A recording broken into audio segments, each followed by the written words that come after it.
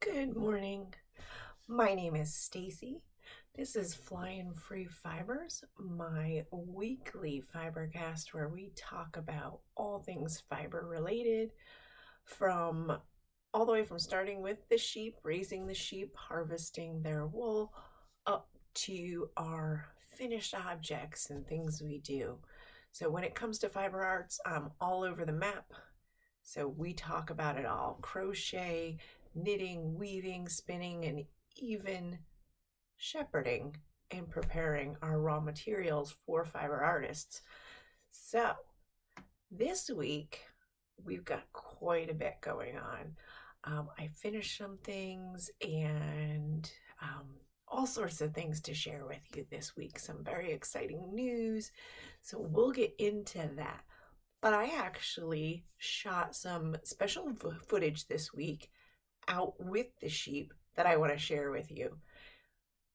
Before we head out there,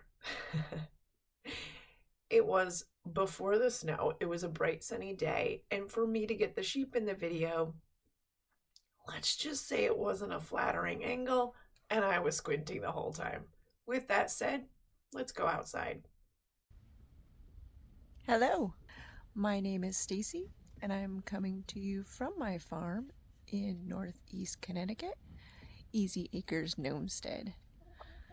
So I'm pre-recording this because I thought we'd start a little bit different this week. We are enjoying a beautiful day before the snow comes, and the girls are just laying out, enjoying the sun, soaking it all up. And we talk about the farm, but never really show outside other than some pictures, so I thought I would come sit out here for a little bit and share with them. So we have the babies moving around with their mamas and everyone taking naps. Oh, and some of them are over here. So they're just enjoying a beautiful day. They're going to be stuck inside tomorrow while it snows and is miserable out, laying out, taking naps. And let's see, where is Miss Rose? Miss Rose is back there standing by the wagon eating. We are hoping this storm brings us babies. I will share a picture of how big she really is when she lays down. It is incredible. But these are my sheep. They are Gulf Coast native. They are a critically endangered breed. They are just so mellow. We sit out here. It is lambing season for them. That's why we have 5 babies on the ground so far.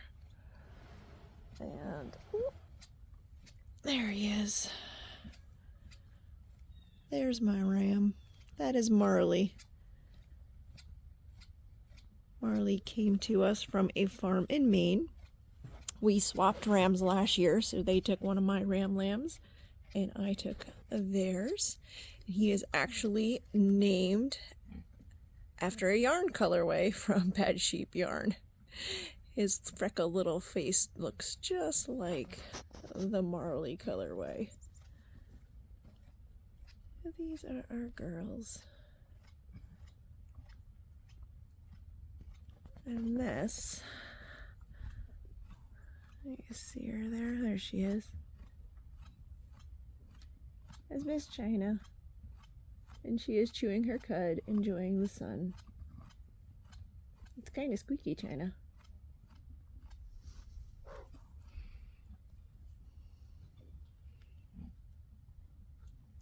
I hate when babies lay out like that. Oh, here we got. This is one of her boys. That's Pigpen. Hi, Pigpen.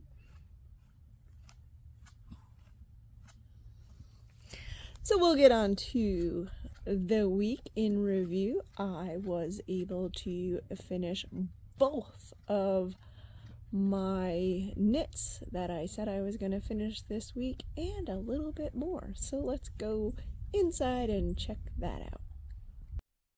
All right, and back to in here and today. It is very early Saturday morning. It's not even 6 a.m. I am usually up at least by 4, and I have to feed when the sun comes up. So, time to get things rolling and get things done. With the busy week and my husband being homesick, I haven't been able to be in the studio in a capacity where I was able to record. And yesterday we were on the road all day, so wasn't doing that. But again, if, excuse me, still getting my voice, still drinking my coffee. But if you like what you see here today, you can follow me on Instagram at Flionfree Fibers. You can also follow the farm on Instagram at Easy Acres Gnomestead, where you'll get more of the raw farm footage if you're just not interested. The fiber arts end of things is on Flionfree and Fibers. And you can also find me on Ravelry. I do put up the majority of my projects, not always my spinning, definitely not my bat making and stuff like that, but on Ravelry, all my knitted project weaving, I try to get all of that up there. So if you're looking for details, that's a great place to find it. Let's see what else. Obviously, you can follow me here on YouTube. Definitely give a like. It helps with the videos, the individual videos, giving those thumbs up.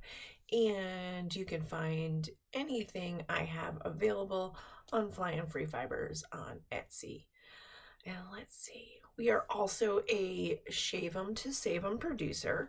So we do raise critically endangered Gulf Coast native sheep, as you heard, and we are a Shave 'em to Save 'em producer. So I will talk more about that in a bit, so you can get your passport stickers. Oh, so you already got the farm update. Besides what we saw outside, we did have a snowstorm, and as predicted, Rose had her babies. She had 2 ewe lambs. I'll share a picture here. And they're doing great. They spend the snow day in with mom, and then they are all just out with the flock now. They are spunky little girls. We have a Peanuts gang this year. That was our theme. So our first 2 were Linus and Pigpen, and since we have added, oh gosh, Patty, Marcy, Peanut, and her Rose's 2 littles are Sassy Sally and Little Lucy. So we are getting the whole Peanuts gang in. I'm expecting maybe a few lambs. They're not really showing, so maybe a few more. We'll see. But because we are a non-invasive kind of hands-off with our conservation breed to keep their breed qualities, our ram stays with them year round. We don't plan lambing. We don't do, the whole market on the calendar. They do what they do like they've done for hundreds and hundreds of years. The ram stays with them, and the breed is typically a once a year. They usually go into heat in the fall and then produce in the winter, early spring. So this is our lambing time, usually January, February, but we did have a ram in September last year, so that was a surprise. That ewe actually came from another flock, so it wasn't bred here, and he's actually going to a new home this week. So I have somebody coming up from Virginia to get that ram lamb. He has really good bloodlines, so that's something we'll be doing this coming week. He'll get his vet check, get his health certificate, and then he will be heading down to his own flock of ladies down in Virginia. So we're pretty excited about that.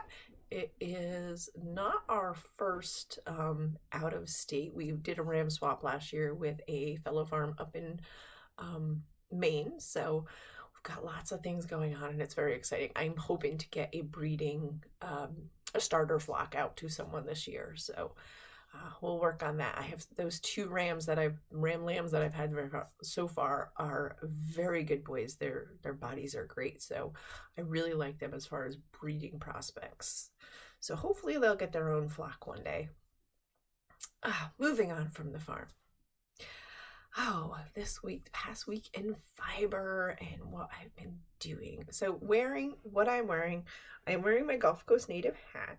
It is the pattern. I've worn it before. I wear it a lot. It's my cozy around the house.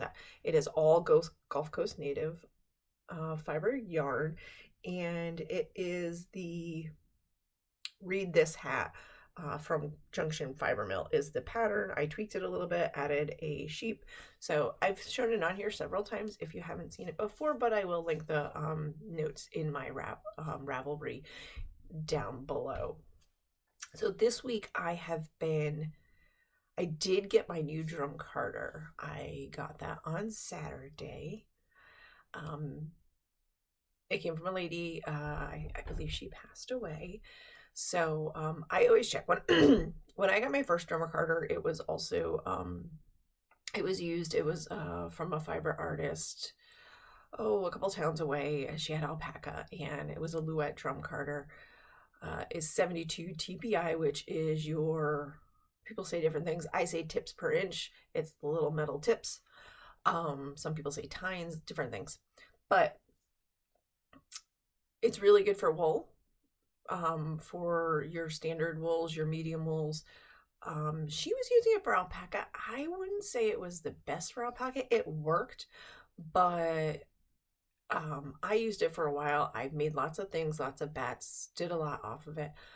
But I was looking with my finer fibers, especially my Angora rabbit, if I want to mix the finer things in, I wanted a higher TPI count.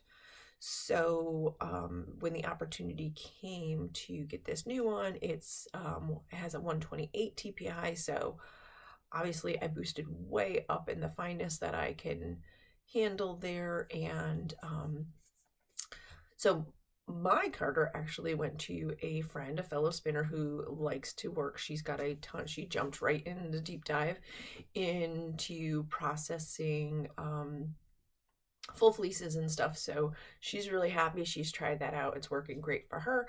And I've got this one and it's working great for me. One tip I'll give you. When you buy used equipment or even fiber, I mean, anything that has, like maybe someone stash busting or someone, passed away, I don't know. Always check your stuff. So I was really excited. I put it in my car, drove it home, carried it in. Ooh, I'm stoked. Brought it in. It had some wool on it. So my thing is immediately clean everything off. I want a fresh plate. So I brought it in, started to clean it off, and immediately stopped, grabbed everything that had and I barely even touched anything yet, but grabbed the little bit that I took off already, ran it back outside. I immediately noticed this had been sitting for a while with wool on it. It had moth larvae and moth eggs underneath that wool. So while it looked clean and just had some old wool on it from someone using it, it was in here for about 2 seconds and then it was out the door. So always check your stuff before you expose the rest of your house. So my studio has a lot of wool in here. There's a lot of fiber for making bats and making all sorts of things. There's a lot of, none of my dirty wool's in here. All that's in another area. But all of my clean and processed wool that then I take and card and comb and all of that is up here. Everything I use for felting. I have a lot of raw up here. Not a lot of yarn in here. I mean, I have my yarn in here right now, but and this room is more of the processing room. Downstairs, I have my yarn stash down there. So everything's kind of in separate areas so far. Things will change. But I got it out. We got it cleaned. I had the air compressor out. So I cleaned it all off. I was taking no chances. I got a pan. Everything that came off of it got burnt. There wasn't a lot, but it got burnt. My husband thought it was a little overkill. He's like, why don't you just throw it in the garbage? I'm like, because I'm not even giving these things a chance. So everything, that little bit of wool, all the larvae and the eggs. And I mean, it was only on the small drum, so it's only about this big anyway, but I don't care. So after I took it, I mean, I scraped every crevice of this thing and cleaned, and I took the air compressor and blew everything out. And it actually, I let it sit outside for several days in the cold, completely clean. But we had those very cold days, so it sat out there even clean. I wanted to make sure. Then I re-cleaned it. So we're good now. We have a nice fresh palette, but definitely always check your stuff. If you're inheriting something or buying it used, clean it before you expose anything that it might be carrying into your studio, your workspace, or your wool collection. So that's my tip for today. So anyway, I got that. When I finally got to use it, I had a bunch of I inherited some CVM I don't know, maybe a year ago. Yeah, last winter. That from another farmer who had CVM. They had it washed by a mill and stuff, so then they just had it sitting in a bag. They didn't want to do more with it. I have picked it all out because it's just washed, so it needs to like be picked and opened up and before it goes on a carder or combs or anything. And I spun a bunch of it last winter, like I think 1,400 yards of double ply. So, but I still have a lot left. There was like 3 pounds of it. So I always kind of have, like, I'm always kind of working on it a bit here and there. So I had a bunch already opened up and ready. So I sent it through the carder to kind of check it out and see how it worked. Absolutely love the result. I dizzed it off the carder, so I have my first braid of roving. So I don't always braid very well, but this is my braid of roving. This is, I don't know how much it weighs. Let's see. Are you ready? Are you thinking about it? Oh. I think I might need a new battery.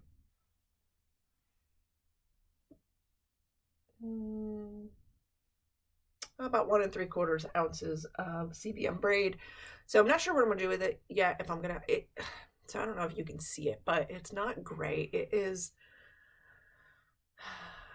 It's like a heather, very light brown. So the CVM, it's kind of a more type color.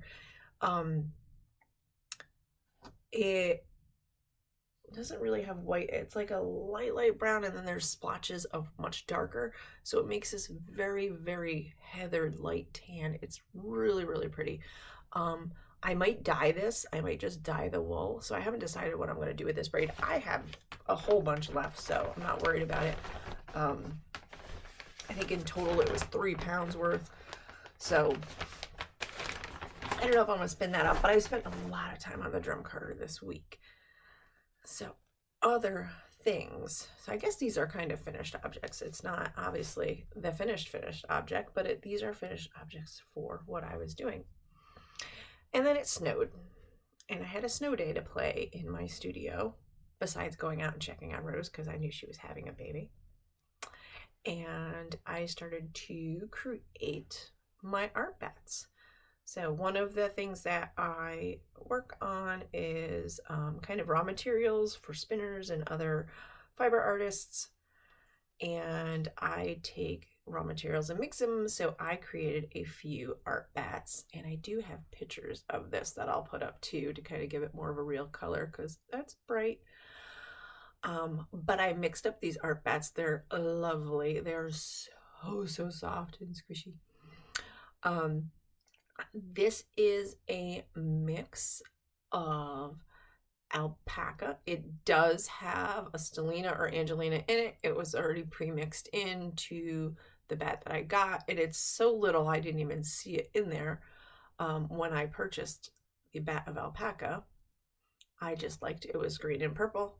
I loved it. It's actually a green and purple and then like a green and blue, which I was able to make the tropical reef colorway with.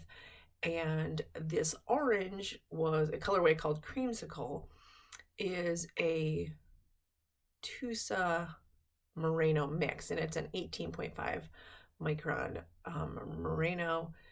So it's super fine. And then what else do I have in here? And then I have some of my farm mohair in here.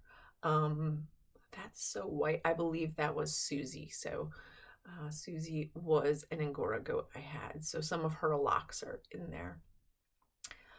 So it blended up beautifully. I absolutely love it. I have two bats of it.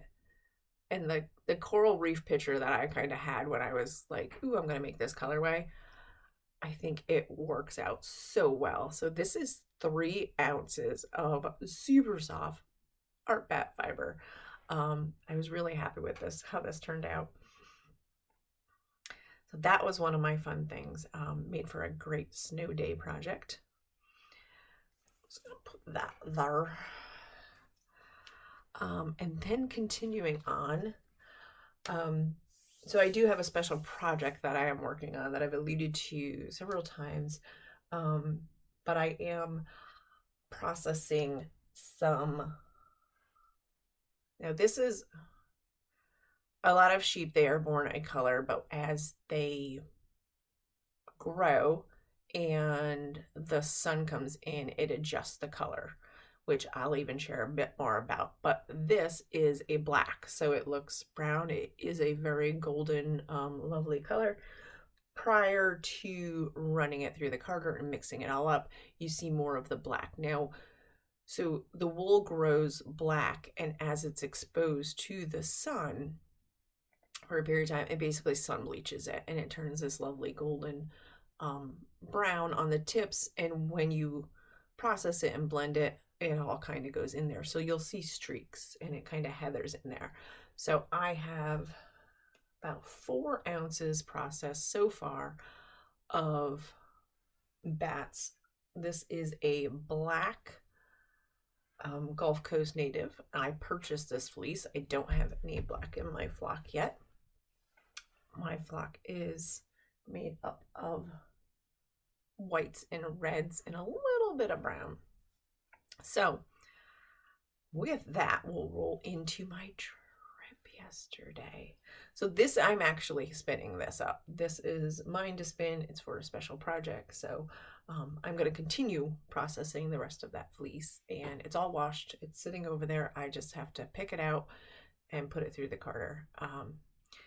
But with that, I was working on a project, sent an email, found out that my yarn was ready at the mill. So we took a trip yesterday, my husband being homesick. We ended up actually taking a trip up to Vermont to pick up my yarn. And actually, before I even got home, I got a notification that some of it sold. I'm like, I haven't even listed it yet. The lady actually picked on some hand spun. It was by accident, and she wanted a passport sticker.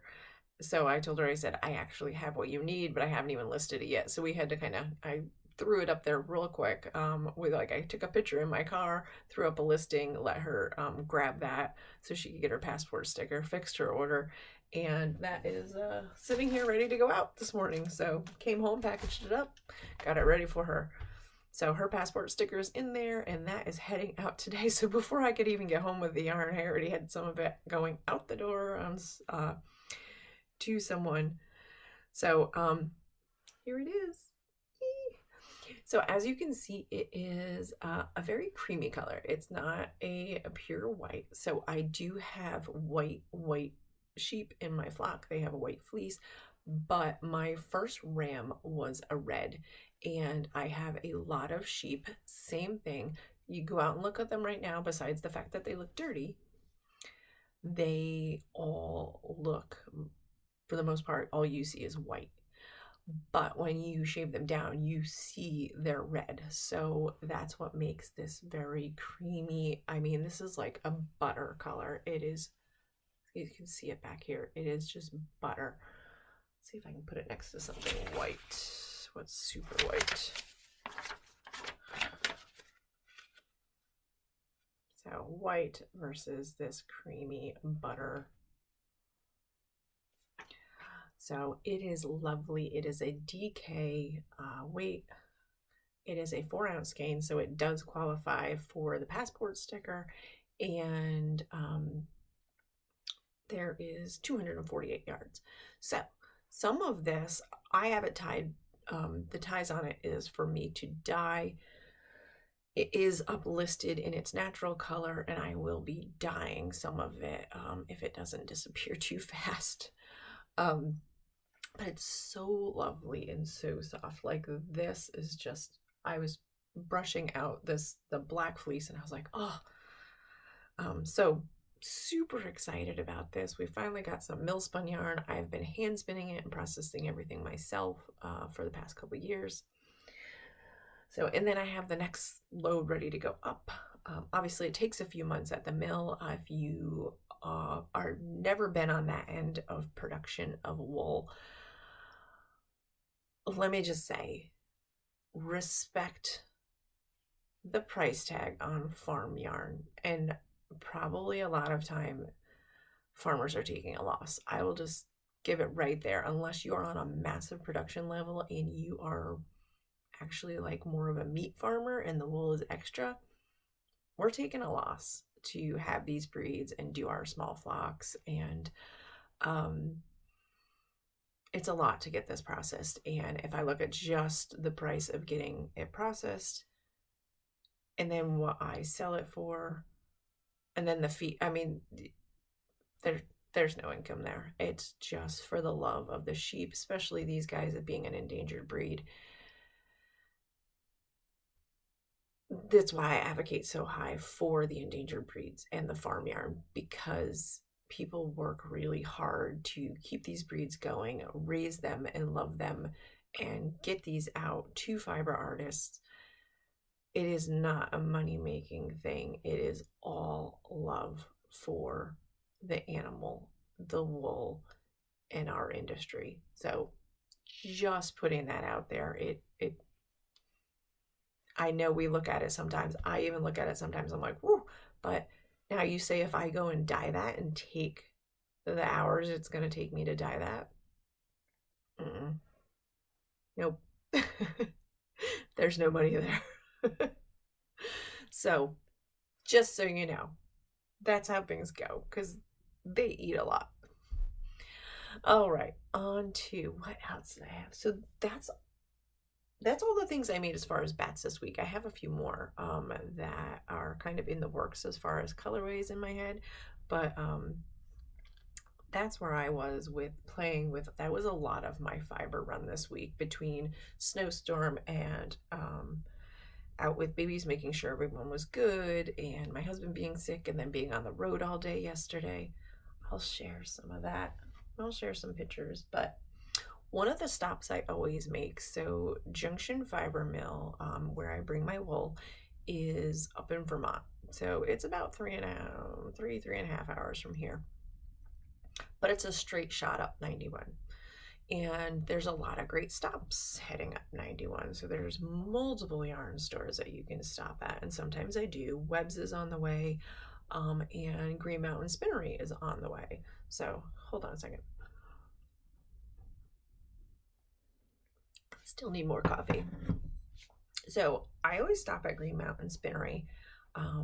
They are a mill, so it's not like a big yarn store or anything, but they do have all the yarn that I would say their little storefront is smaller than the booth you'll see at most events when you see them. So they just have it set up a little differently. They don't have the displays of their finished projects all over the place. It's on a rack, but lots of great stuff. The thing I stopped for are these. So I always stop and get a big old bag. of cones. So these are cone singles. They are mill ends. So basically, when they're running the spinner on the mill, it has, and I don't know their mill well enough, how many cone or bobbins they can put on their spinner, but when they're running it, one may run out before another one, so one bobbin will run out and then they start a next one. So the end that may be over here when all of these run out, maybe this bobbin still has more, ends up on these cones. So these are random lengths of mill ends. So it looks like a lot. I mean, there's, and I don't know what they are. They're just mill mixes. So this is what I list them as. I try to pair them up. Like this one's fuzzy, so I'm assuming maybe it's got alpaca or some mohair or something in it. This one is much finer. There's no halo to it. It may be a longer staple. Well, I don't know. I got a lot of white this time. The last time I was up, I got 4 pounds this time. I got a lot of gray variants, so light grays and dark, really, really dark grays, because I have whitish wool. But what I didn't think about was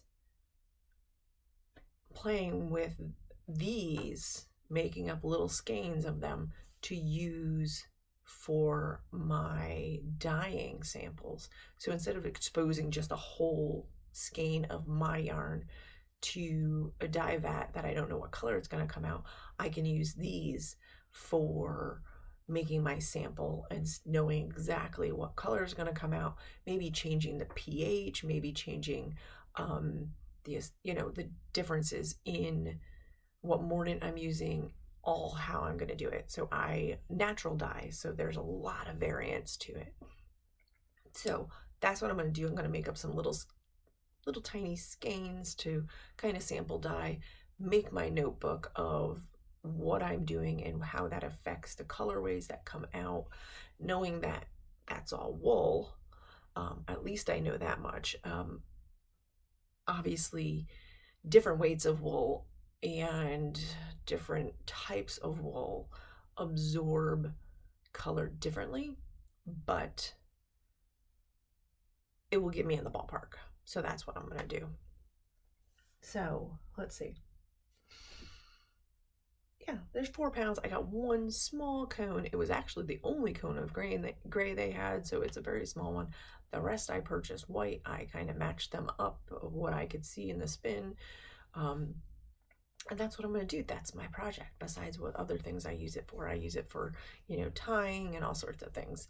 But always a quick stop there. I did not stop at webs this time. We were trying to get home.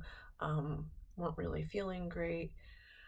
I've only had a little bit of what he has, kind of like off and on sore throat, maybe. I'm not even sure if I just didn't drink enough water. So, but he's been homesick for days. So that's where we went. That's my stop. It's a great little shop. I mean, they're there and literally they are right off the highway if you go up 91. Another great spot. You're in I think you're in Putney, or Putin or whatever it is, but there is a food co-op right there, like a little grocery store, co-op, country store.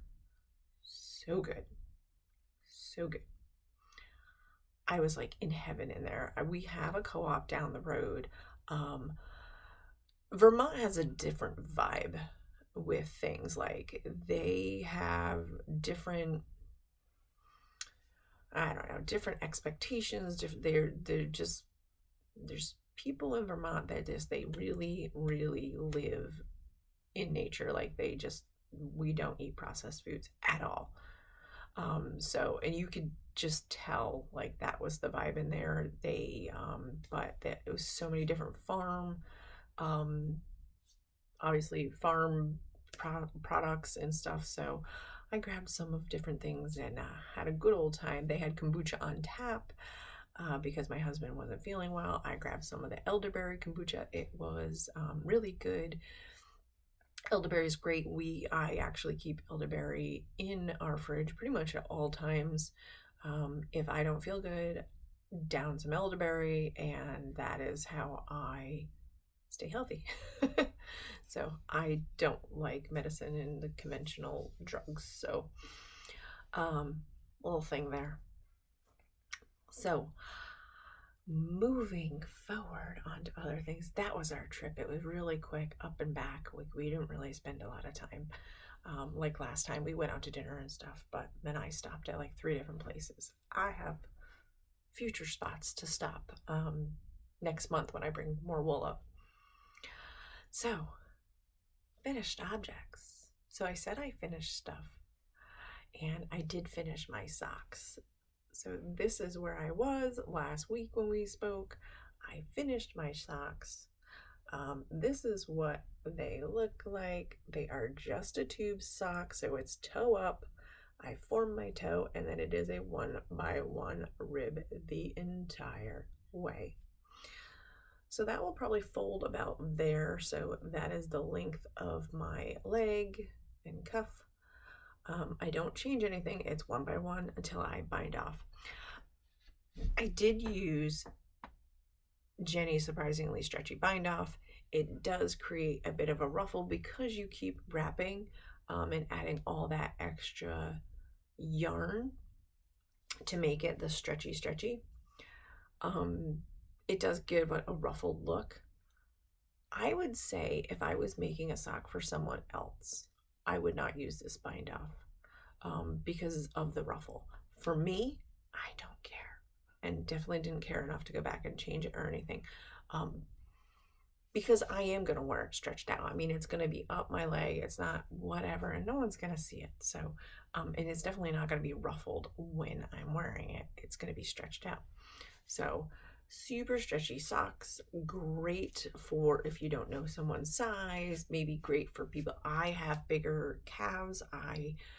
Genetically, I don't have the little girly ankles and legs. I'm usually jealous of a lot of people that have those little girly. I just don't. I've been an athlete my entire life. I don't know genetics, but so super stretchy makes it perfect, especially if you don't know their size. It just fits. Just make them long.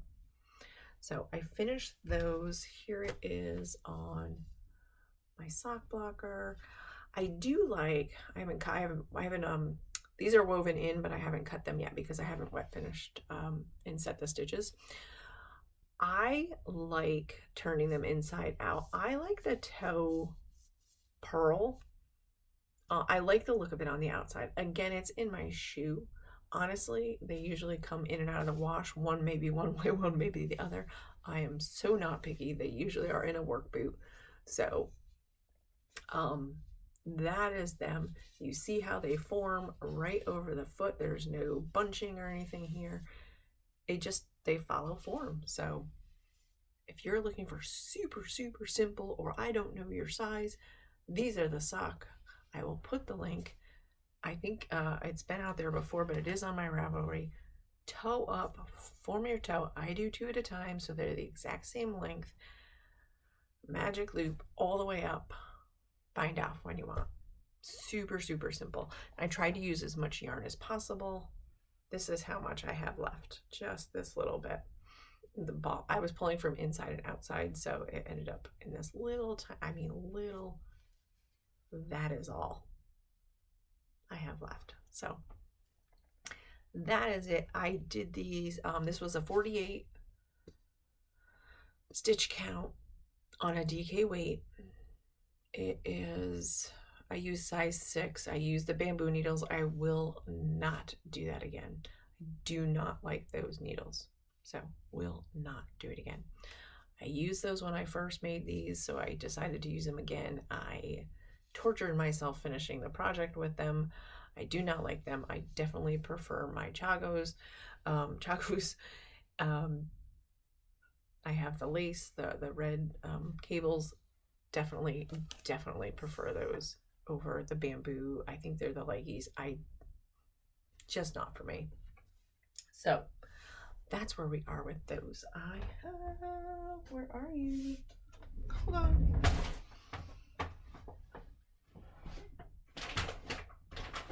I thought I had grabbed this, but I had my muscle burr, and I was hoping to finish another project, but when I was unexpected to have my yarn done and go on that trip, so I am almost done. So I should have been done with this, but I went back and looked at the pattern like I spoke about last week, and if it's a one skein pattern, there are different lengths for each different size. So in your calculations, when you're looking at all the charts, you can make it bigger for head circumference. When you do that, it also makes it longer. So you're talking they're using more yarn circumference wise because they're doing more stitches, and they're making it like 2 inches longer, then 1.5 inches longer. Like, as the sizes went up, they actually added length before you do your decrease. So I was making this size medium for circumference. And my calculation, I'm seeing if I have the rest of it sitting here on my desk still. I don't think I do. I had yarn left over when I made my husband's, which I made his in the large. So, but it didn't have enough to do the fold over, not on his head. So I decided, well, if I had yarn left over when I had more stitches in circumference, if I have less stitches in circumference, I should be able to extend the length to the larger sizes and still have plenty of yarn left, and then still be able to do this. So this is the medium in circumference, but I am still going. I decided, so it went from 18.25, I believe, in the medium. Hold on, let's see real quick. Yep, the medium length before you start your decrease to go to the other end is 18.25. Now the adult large is 20.75. So you're adding 2.5 inches to your overall length, which will give you more of a. Now, if you go to the extra large, you are going from 20.75 to 22.75. So you're adding another 2 inches to that. So you could ultimately just add length to this and should be able to still do it in that one skein. I mean, depending on your gauge, but your gauge is chosen by, your stitches and the yarn you're using and the whole calculation. So I still have a bit left. Let's see where I am. I was going to work on this in the car and finish it, and then I just didn't. It was super, super windy. It was blowing the car all over the road. It was a crazy day yesterday. It was definitely very windy. So I still have a good chunk of yarn left. Now I still have to do my decreases, but let's see where I'm at for length. I think I am going to do, I don't know, maybe the 20.75. I don't even know where I am. I am at, you stay.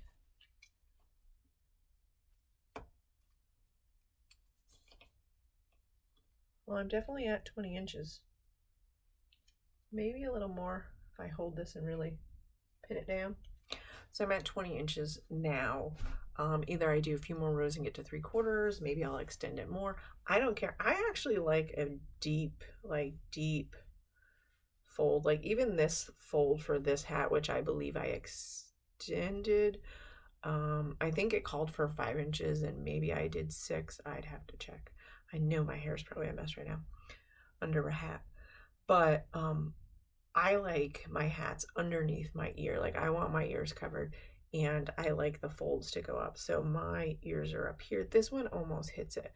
So you're talking at least like a 6-inch ribbing, or to be able to fold over.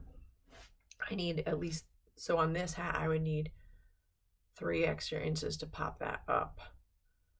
Otherwise you just have this little. So we'll see how it goes. It's just an experiment. I have fun. I can always rip back. But I'm going to try and really max this out so I can get a good deep fold and use that yarn. So this is my Mosselberg. It has been taking way too long, but it's my easy knit. Just take it somewhere and then it sits and waits while I work on other stuff.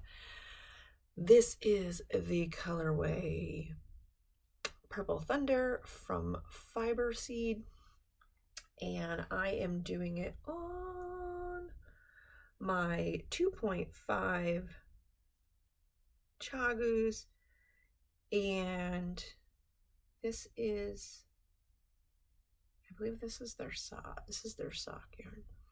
It's really nice. It is very tubular, so I really actually like their yarn. I like the structure of this yarn. So, and I love the way it knits up, especially on those needles. I love the fabric it's making. So let's see, what else? I don't have it. I mean, that's my only whip right now. As far as knitting, obviously I always have projects in play, but they're all over the map. My looms are still naked. Yep, my looms are naked. My drum carder is naked right now, but I actually have a whole bunch of fiber sitting there that is prepped and ready to be carded up. I actually did these 2 bats last night after getting home, did some paperwork up here, and then and combed or brushed these 2 on the drum carder out and got them. I have more fiber ready to go on there and get carded through.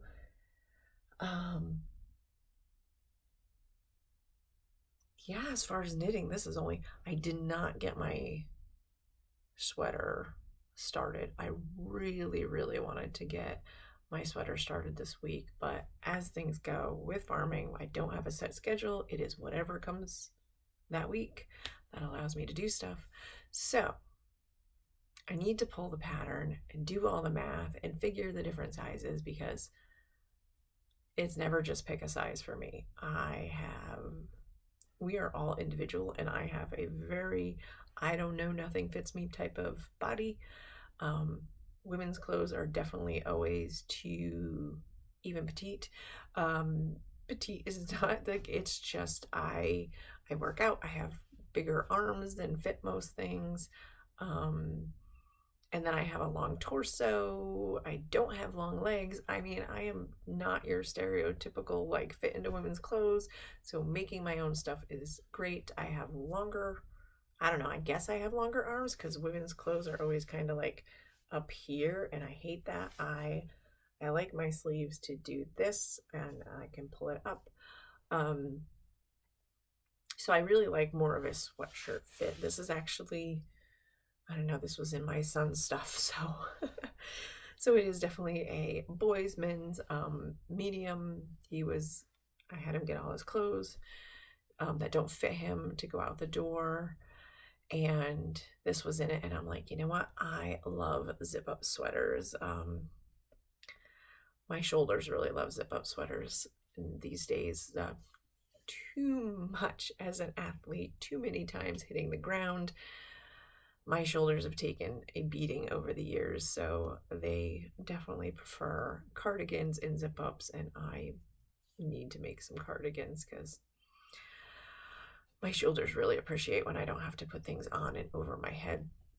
Also, the extra bagginess with the men's sizes allows me to wear a shirt underneath.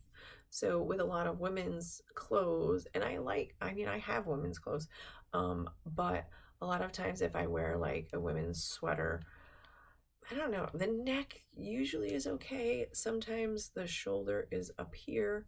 I have broader shoulders, and then I can't wear a long sleeve shirt underneath a sweater because I can't get my arms in. It's enough to get my arm into a sweater a lot of times. I don't have big arms. I have muscular arms, I guess. I can't get a long sleeve under there without feeling all like too tight. So having that extra and being able to like wear layers is great. A lot of times in women's clothes, I can only wear like a tank and no extra sleeves. So if you see me, that's usually if I'm wearing like a women's fitted type thing, it is a tank top underneath. So don't be upset. That is what knitting is for. I never even go with the regular sizing on any pattern. I pick my sizing based on this area of my body needs this area needs this area needs this. So I usually extend the torso, I extend the arms, I make the arms wider, and all sorts of things. I have to make a ton of changes to my patterns most of the time because for it to fit me, and that's the great thing about being able to make our own, is we make it fit us. It's just general standards. And that's the same way. I mean, if you watch like, I don't know, makeover shows or whatever, they don't just take people out to buy them clothes. Like they buy them and then they go get them tailored. That's why we had tailors. You buy the general sizing and then you tailor it to fit you. So I know there's a lot of ladies out there that are like, oh, pants are always too long and shorts are too short. That's me. You take them and you get them tailored and wrapped up, and that's how you get the good fit. It is not a one size fits all like industry standards. So make your stuff to fit you. Kind of off on that rant. So I will definitely extend, and then I have to do the math because this one has a yoke work in it. That makes it a little different.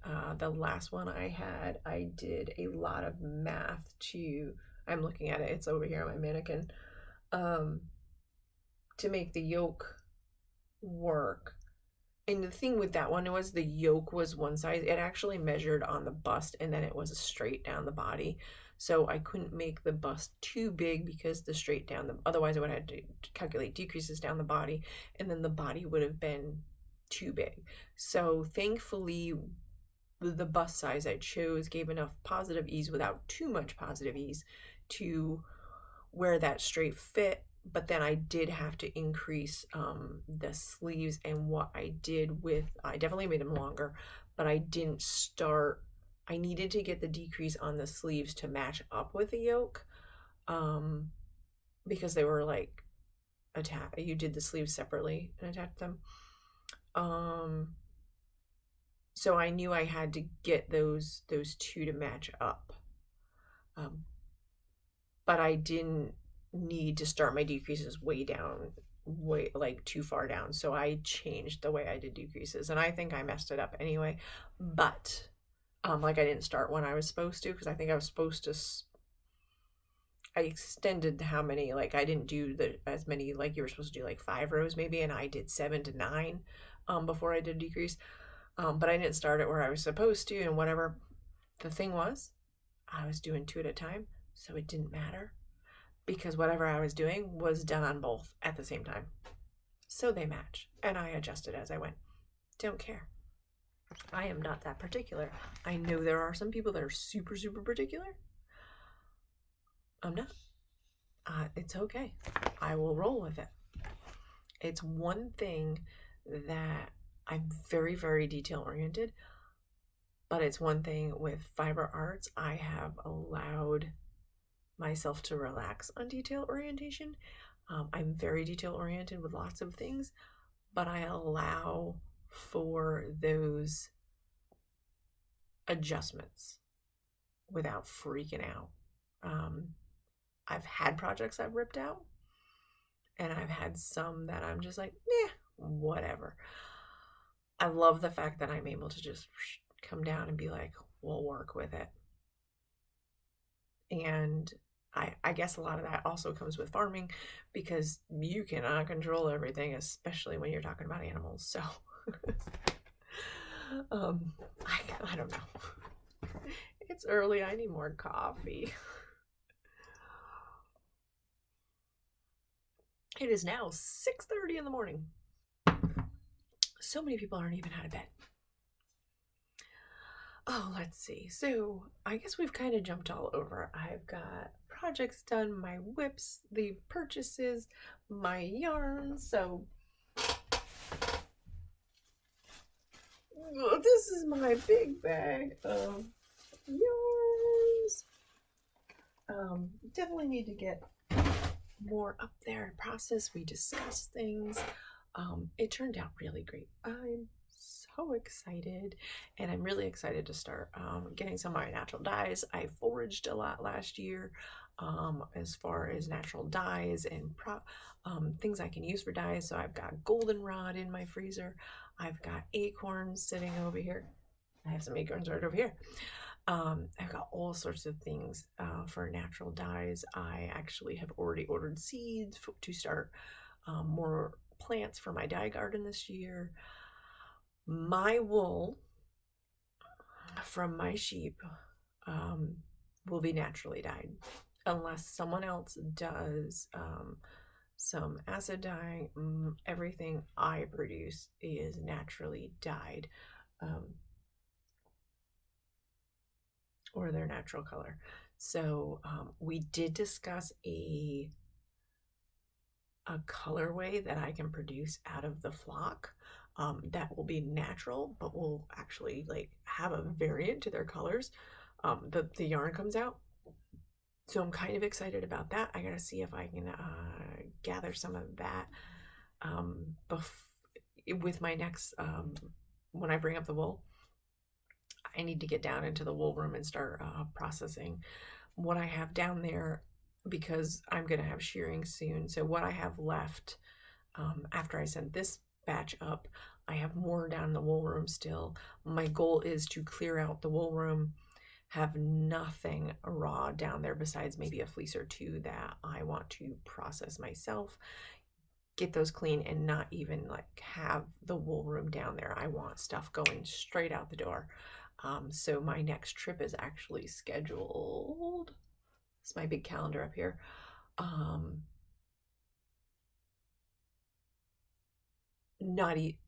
Wow. No. Why is that?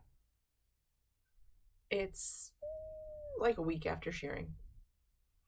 So I have 1 week. So my goal, my idea, my hope is the weather's nice, and as we shear, I can actually stick those fleeces right on to the skirting table, get them skirted, get them ready, get them bagged, and off to the like ready for the mill. I don't even want them going down into the wool cellar. So that's my goal. Hoping it works out. This is New England, so last year on shearing day, it was on and off rain, on and off rain. You want your sheep dry. The shearer wants your sheep dry. I don't have that kind of setup. Definitely didn't have it last year. We do kind of have it this year, but I can't guarantee like 3-day dry sheep if it's raining that much. I just can't. It's not the setup we do. It's not how we raise our sheep. I don't have a big barn to lock them in. Maybe next year, but it won't be like that kind of barn. For the most part, our sheep come and go out of shelter as they wish. Typically, if they're feral sheep, they, find groves to hide in when it's bad weather. So we allow them to choose where they sleep. It's much healthier for them to be out in open, breathable air versus being locked in. And our goal is conservation and raising them as natural as possible on our land. So I didn't have that set up. So they got wet. It was raining. So we'll see. We'll see how it goes. Well, hopefully it's a really nice day. I scheduled for the end of March, not the beginning of March this year. And I already have some that are starting to shed those couple nice days. I do have some because of their bloodlines going so far back. They do still have some of the natural shed abilities that a lot of sheep have been bred out of and have to be shorn. I actually rooed one of mine last year. They don't all roo. Some of them roo. Some of them will partially roo, which is where you could just kind of pull the wool right off. Sheep, your really old heritage sheep lines that haven't been mixed and mingled in human interference, they still naturally shed. Like they rub against things out in the wild and they'll pull that wool off. So I have some that will still shed. And like you can see pictures from last year, my flock had patches that were missing where they had kind of shed it off, and then I'll grab it and it will just pull right off. So it does take a little bit because the lanolin that's in there kind of sticks, but you're not like ripping it out of their skin. What happens is it releases. So it's almost like it. I mean, if you have a hairy dog, I have Australian Shepherds. I can go up to my dogs and I can see that their undercoat has lifted, and I can just pull clumps of hair out.